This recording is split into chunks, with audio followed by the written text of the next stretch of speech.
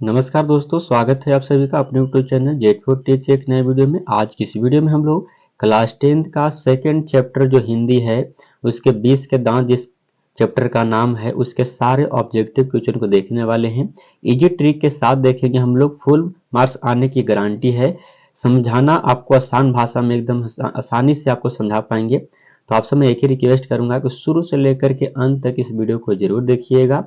परीक्षा में 100% आपको चांसेस है कि एग्जाम में आने वाले ऑब्जेक्टिव करा रहे हैं। तो चलिए आज की इस वीडियो को शुरू करते हैं। चैनल पर दिन नए हैं तो चैनल को सब्सक्राइब करके हमारे चैनल से जुड़ जाइए और दोस्तों के पास वीडियो को शेयर कर दीजिएगा। चलिए आज का पहला नंबर क्वेश्चन से वीडियो की शुरुआत करते हैं। तो आज का पहला नंबर क्वेश्चन है दोस्तों, देख सकते हैं कि 20 के दांत शीर्षक कहानी के कहानीकार कौन है। यानी 20 के दांत जो कहानी है उसके लेखक कौन है, तो आपको अच्छे से पता होगा कौन है। तो नलिन बिलोचन शर्मा जी हैं। ऑप्शन नंबर क्या हो जाएगा, ऑप्शन नंबर बी आपका राइट आंसर हो जाएगा। आगे बढ़ते हैं, वीडियो को शेयर करिएगा जितना हो सके अपना दोस्तों के पास। 20 के दांत पाठ की विद्या क्या है, 20 के दांत पाठ की विद्या क्या है, क्या निबंध है, व्यक्ति चित्र, कविता या फिर कहानी है। तो आप लोग पढ़ें, अच्छे से पता है कि 20 के दांत एक प्रकार की क्या है, कहानी है। तो ऑप्शन नंबर क्या हो जाएगा, डी आपका सही उत्तर हो जाएगा। आगे बढ़िएगा, अगला 3 नंबर प्रश्न आप लोगों के सामने क्या कहा गया है। 20 के दांत कहानी किस वर्ग के अंतर्विरोधियों को उजागर करती है, मतलब किस वर्ग के लिए अंतर्विरोधियों को उजागर करती है यह कहानी। तो आपके सही उत्तर क्या हो जाएंगे 3 नंबर क्वेश्चन का राइट आंसर। यह मध्यम वर्ग के लिए है। ऑप्शन नंबर कौन सा, तो डी आपका राइट आंसर हो जाएगा। याद रखिएगा क्या हो जाएगा, मध्यम वर्ग के लिए। अच्छे से आप लोग याद कर लीजिएगा, जितना हो सके उतना ऑब्जेक्टिव इसमें के मैं जितना कराने वाला हूँ सभी को देख करके आप लोग याद करिए, इससे ज़्यादा आपको एग्जाम में आने के चांस नहीं रहेगा। नलिन बिलोचन शर्मा पटना विश्वविद्यालय में हिंदी विभाग के अध्यक्ष कब बने थे। तो नलिन बिलोचन शर्मा जी पटना विश्वविद्यालय के हिंदी के विभाग के अध्यक्ष कब बने थे, आपको यह पूछा गया है। सही उत्तर इसका राइट आंसर हो जाएगा दोस्तों, सन 1959 ईस्वी में बने थे। कब बने थे, सन 1959 ईस्वी में। ऑप्शन नंबर आपका ए सही उत्तर हो जाएगा। आगे बढ़िएगा, 5 नंबर क्वेश्चन आप लोग के सामने है। नलिन बिलोचन शर्मा के कहानियों में किसका तत्व समग्रता से उभर कर आया है, किसका तत्व। तो आपका 5 नंबर प्रश्न का सही उत्तर हो जाएगा, यह है मनोवैज्ञानिक का। ऑप्शन नंबर क्या हो जाएगा, सी आपका राइट आंसर हो जाएगा। दोस्तों याद रखिएगा, ऑप्शन नंबर सी इसका सही जवाब। 6 नंबर क्वेश्चन देखिए, बड़ा शानदार क्वेश्चन और आसान भी है कि खोखा खोखी किस भाषा का शब्द है। तो आप लोग अच्छे जानते हैं कि कहानी जो है सो खोखा खोखी अब बांग्ला का भाषा है। ऑप्शन नंबर क्या हो जाएगा, ऑप्शन नंबर ए आपका राइट आंसर। खोखा कहते हैं लड़का को, खोखी कहते हैं लड़की को, आप लोग को अच्छे से पता ही है। आगे बढ़िएगा, 7 नंबर प्रश्न आप लोग के सामने और क्या कहा गया है। सेन साहब की कितनी लड़कियां थी, सेन साहब की कितनी लड़कियां थी आपको यह बताना है। तो आपको अच्छे से पता है कि सेन साहब की कितनी लड़कियां थी। तो सेन साहब की 5 लड़कियां थी। सही उत्तर क्या हो जाएगा, 5। आपको नाम याद है ना, आलो, रजनी, आरती, शेफाली, इस तरह से उनका नाम था। 5 लड़कियां थी। अगला नंबर क्वेश्चन आप लोग के सामने, सोफर शब्द का क्या अर्थ होता है। सोफर का मतलब क्या होता है, तो सोफर का मतलब ड्राइवर होता है। याद रखिए सोफर का अर्थ क्या होता है, ड्राइवर होता है। ऑप्शन नंबर आपका ए सही जवाब हो जाएगा। आगे बढ़िएगा, 9 नंबर क्वेश्चन आप लोग के सामने है। मदन अक्सर किसके हाथों से पिटाता था।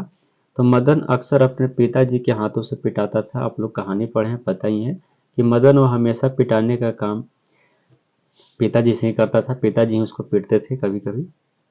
आगे देखिएगा, 10 नंबर प्रश्न आप लोग के सामने और क्या कहा गया है।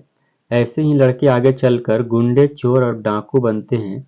यह पंक्ति कहानी के किस पात्र ने कही है। तो आपको अच्छे से पता हो कि कौन कहे अच्छे, यानी ऐसे ही लड़के आगे चल करके गुंडा बन जाता है, चोर बन जाता है, डाकू बन जाता है। तो ऐसा हमारे सेन साहब जी कहे थे, आपको अच्छे से पता ही है कि ऑप्शन नंबर डी आपका राइट आंसर हो जाएगा। आगे बढ़िएगा, 11 नंबर प्रश्न है, गिरधर लाल कौन था। गिरधर लाल कौन था, आपको अच्छे से पता है कि गिरधर लाल जो था वो मदन के पिता थे। याद रखिएगा, मदन के कौन पिताजी थे। ऑप्शन नंबर बी आपका सही उत्तर हो जाएगा। 12 नंबर क्वेश्चन देखिए क्या कहा गया, खोखा का क्या नाम था। खोखा को क्या नाम था, तो खोखा का नाम क्या था, कासू था। बताइए कौन सा ऑप्शन में, आप लोग ध्यान से लगाइएगा। देखिए कासू ये लिखा हुआ है, कोई कोई ये भी लगा देता है। तो ऑप्शन नंबर ध्यान से देख करके लगाइएगा, ऑप्शन नंबर बी इसका सही उत्तर हो जाएगा। 13 नंबर क्वेश्चन देखिए क्या कहा गया, सेन साहब अपने पुत्र खोखा को क्या बनाना चाहते थे। सेन साहब अपने पुत्र खोखा को क्या बनाना चाहते थे। तो अब बिजनेसमैन या इंजीनियर बनाना चाहते थे। ऑप्शन नंबर क्या हो जाएगा, सी आपका राइट आंसर हो जाएगा, बिजनेसमैन या इंजीनियर। 14 नंबर प्रश्न है, मदन की उम्र क्या थी? मदन का उम्र आपसे पूछा गया है, तो मदन की उम्र जो थी वो 5 से 6 साल का हुआ था। ऑप्शन नंबर क्या हो जाएगा? ऑप्शन नंबर बी आपका राइट आंसर हो जाएगा, उसकी उम्र 5 से 6 साल की थी। 15 नंबर प्रश्न देखिएगा दोस्त, क्या कहा गया है? कासु मदन के साथ किस खेल में शामिल होना चाहता था? कासु जो था वो मदन के साथ किस खेल में शामिल होना चाहता था? तो लट्टू खेल में, लट्टू नचाने के लिए वो शरीक होना चाहता था, उसी में मिलना चाहता था कि हम भी खेले। ऑप्शन नंबर डी आपका सही उत्तर हो जाएगा। आगे बढ़ते हैं। 16 नंबर प्रश्न है, मदन ने कासू के कितने दांत तोड़ डाले थे? तो मदन ने कासू के 2 दांत तोड़े थे, याद रखिएगा कितने दांत? तो 2 दांत। 17 नंबर प्रश्न आप लोगों के सामने है दोस्त, गिरधर लाल किस फैक्ट्री में किरानी था? तो गिरधर किस फैक्ट्री में किरानी था? तो सेन साहब की फैक्ट्री में किरानी का काम करते थे गिरधर लाल। ऑप्शन नंबर आपका डी सही उत्तर हो जाएगा। आगे देखिएगा दोस्त, 18 नंबर प्रश्न आप लोगों के सामने है, सेन साहब किसके व्यंग से ऐंठ कर रह गए थे? तो किसके व्यंग से? तो पत्रकार महोदय जी के कहने पर उन्होंने जब कहा कि मैं अपने बेटे को जो भी बने उसका मर्जी है, जिसके आधार पर उन्होंने अपने ऐंठ कर रह गया था। ऑप्शन नंबर सी आपका राइट आंसर हो जाएगा।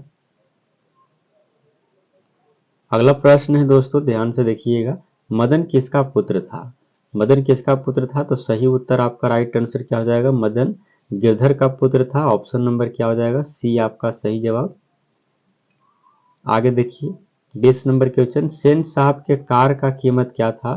तो सेन साहब की कार की कीमत 7,500 रुपया था। ऑप्शन नंबर बी आपका राइट आंसर हो जाएगा। स्ट्रीमल इंड इस कार को नाम था, क्या था? स्ट्रीमल इंड, है ना, इस कार का नाम था और काले रंग का था। कैसा था? काला रंग का। 21 नंबर प्रश्न देखिएगा, नलिन बिलोचन शर्मा का जन्म कहाँ हुआ था? तो नलिन बिलोचन शर्मा जी का जन्म जो हुआ था बद्रघाट पटना में हुआ था। ऑप्शन नंबर ए आपका सही उत्तर हो जाएगा, बद्रघाट पटना में। अगला देखिएगा, अगला है, नलिन बिलोचन शर्मा के पिता का नाम क्या था? नलिन बिलोचन शर्मा जी के पिताजी का नाम आपको अच्छे से याद ही है कि क्या था नाम उनके पिताजी का? तो पंडित राम अवतार शर्मा उनके पिताजी थे। ऑप्शन नंबर बी आपका सही उत्तर हो जाएगा। आगे देखिएगा, नलिन बिलोचन शर्मा के माता जी का क्या नाम था? तो नलिन बिलोचन शर्मा जी के माता जी का नाम क्या था? आपको अच्छे से पता है कि रत्नावती शर्मा नाम था। ऑप्शन नंबर सी आपका सही जवाब हो जाएगा दोस्त। 24 नंबर क्वेश्चन देखिएगा, दृष्टिकोण किनके रचना है? दृष्टिकोण जो रचना है, आप जिनका कहानी पढ़ रहे उन्हीं का तो रचना है, नलिन बिलोचन शर्मा जी का। ऑप्शन नंबर डी आपका राइट आंसर हो जाएगा। 25 नंबर क्वेश्चन है कि लड़कियां क्या है? कठपुतलियां है। किसे इस बात पर गर्व होना चाहिए, यानी किसे गर्व है? तो माता पिता को गर्व है। ऑप्शन नंबर ए आपका सही उत्तर हो जाएगा। आगे देखिए, 26 नंबर क्वेश्चन है, मोटर कार को किससे खतरा हो सकता था? तो मोटर कार को खोखा से ही खतरा हो सकता था, बाकी किसी से खतरा नहीं था। ऑप्शन नंबर डी आपका करेक्ट आंसर हो जाएगा दोस्त। आगे देखिएगा, अगला प्रश्न देखते हैं। 27 नंबर प्रश्न है, सेन साहब की आंखों का तारा कौन था? तो सेन साहब की आंखों का तारा कौन था? तो खोखा, जिसका रियल नाम क्या था? कासू था। याद रखिएगा, रियल नाम क्या था? कासू। 28 नंबर क्वेश्चन देखिए, खोखा के दांत किसने तोड़े? तो खोखा के दांत मदन तोड़ता है। ऑप्शन नंबर आपका ए सही उत्तर हो जाएगा। अगला नंबर क्वेश्चन है, महल और झोपड़ी वालों की लड़ाई में अक्सर महल वाले ही जीतते हैं, पर उसकी हालात में जब दूसरे झोपड़ी वाले उनकी मदद से अपने ही खिलाफ करते हैं, तो किस पाठ की पंक्ति है? तो सही उत्तर या 20 के दांत की पंक्ति है। ऑप्शन नंबर क्या हो जाएगा? सी आपका राइट आंसर हो जाएगा दोस्त। आगे देखिए, नाम पांचों का नाम आ गया, सीमा, रजनी, आलो, शेफाली और आरती, पांचों किसकी बहनें थी? तो यह खोखा की बहनें थी। याद रखिएगा, किसकी बहनें? खोखा की बहनें। ऑप्शन नंबर क्या हो जाएगा? बी आपका सही जवाब। आगे देखिएगा, अगला प्रश्न है, मैं तो खोखा को इंजीनियर बनाने जा रहा हूँ, यह कथन किसका था? तो मैं खोखा को इंजीनियर बनाने जा रहा हूँ, यह कथन सेन साहब जी का था। ऑप्शन नंबर आपका ए सही उत्तर हो जाएगा। सेन साहब बोल रहे थे कि मैं अपने बेटे को इंजीनियर बनाने जा रहा हूँ। अगला नंबर क्वेश्चन है, मदन के लिए क्या खाना मामूली बात था? तो उसके लिए मार खाना मामूली बात था। याद रखिएगा, क्या खाना मामूली बात? मार खाना मामूली बात उसके लिए था, डेली पिटाता था। आगे देखिएगा, आलोचकों के अनुसार प्रयोगवाद का वास्तविक प्रारंभ किसके कविताओं से हुआ है? तो सही उत्तर नलिन बिलोचन शर्मा जी की कविताओं से। ऑप्शन नंबर सी आपका राइट आंसर हो जाएगा। आगे देखिएगा, नलिन बिलोचन शर्मा का मृत्यु कब हुआ था? तो नलिन बिलोचन शर्मा जी का जो निधन हुआ था, मृत्यु हुआ था, वो 12 सितंबर 1961 ईस्वी को हुआ था। ऑप्शन नंबर सी आपका करेक्ट आंसर हो जाएगा। आगे देखिए, मदन किसका पुत्र था? मदन किसका पुत्र था? 35 नंबर क्वेश्चन का सही उत्तर हो जाएगा दोस्तों, मदन गिरधर का पुत्र था। आपको कई बार एक क्वेश्चन हो भी गया। ऑप्शन नंबर क्या हो जाएगा? बी आपका करेक्ट आंसर हो जाएगा। अगला प्रश्न है, नलिन बिलोचन शर्मा का जन्म कब हुआ था? तो नलिन बिलोचन शर्मा जी का जो जन्म हुआ था वो कब हुआ था? आपको अच्छे से पता है कि इनका जो जन्म हुआ था दोस्तों, वो हुआ था सन 18 फरवरी 1916 को। ऑप्शन नंबर सी आपका करेक्ट आंसर हो जाएगा। आगे देखिए, 20 के दांत क्या है? 20 के दांत एक प्रकार का कहानी है। अच्छे से आप लोग जानते हैं कि यह क्या है? कहानी है। 20 के दांत के प्रमुख पात्र कौन है? तो 20 के दांत के प्रमुख पात्र कौन है? तो सही उत्तर मदन है। ऐसे आपके नजरिए में जो हो सके।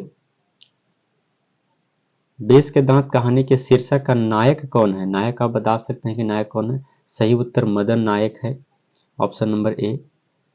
40 नंबर क्वेश्चन है दोस्तों, कासू और मदन के बीच झगड़े का कारण क्या था? तो लट्टू का खेल। लट्टू नचाने के लिए नहीं दिया था, जिसके लिए लड़ाई हो गया था। आज का लास्ट क्वेश्चन हमारा है, 20 के दांत कहानी के अनुसार हंस कौवे की जमात में शामिल होने के लिए लग गया। यहाँ हंस की तुलना किससे की गई है? तो देखिए, हंस की तुलना कासू को कहा गया, कौवा कहा गया है किसको? तो मदन और उसके आवारागर्द दोस्तों को कहा गया है। तो इसका ऑप्शन नंबर ए आपका राइट आंसर हो जाएगा। तो दोस्तों, मैंने इसमें आपको टॉप 41 क्वेश्चन कराए जो कि काफ़ी शानदार ऑब्जेक्टिव थे। इससे ज़्यादा आपको ऑब्जेक्टिव आने के चांसेस नहीं है। आएगा तो हम एक बार और वीडियो जरूर लेकर के आएंगे आपको। उम्मीद करते हैं वीडियो आपको पसंद आया होगा। वीडियो आया अच्छा लगा तो वीडियो को लाइक करिए। चैनल पर पहली बार आए तो चैनल को सब्सक्राइब करके जुड़ जाइए, क्योंकि हर समय आपके साथ हम हैं। आप यहाँ आज से लेकर के एग्जाम तक आपके साथ रहेंगे, तो हमारे चैनल से जरूर जुड़ जाइए। मिलेंगे नेक्स्ट वीडियो में, तब तक के लिए जय हिंद। प्यार दोस्तों, वीडियो को शेयर कर जाएगा अपने दोस्तों के पास और सब्सक्राइब करके बेल आइकन को प्रेस जरूर कर लीजिएगा।